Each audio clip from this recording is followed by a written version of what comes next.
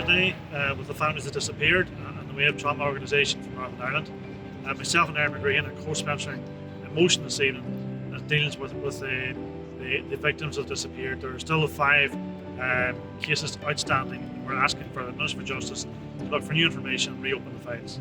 I'm here today to lend my support to the question that's been posed tonight in the Senate. We want the Minister for Justice to re-examine this, go and try and get the shoulder to the wheel to see if we can get any more information out of people. There's lots of effort going in different places, but the only real effort needs to go in is with the Republican movement, because they are the ones with the answers. My name is Michael McConville. I'm just down here for the members that disappeared, and I'm down here to show my support, because I know how it feels like waiting on your loved one's body to come back. When we got our mother's body back, at least we had somewhere to go to pay our respects. And there's bodies still missing, people still missing, and we would just like our bodies back. It's a really huge privilege for me to be co-sponsoring this motion.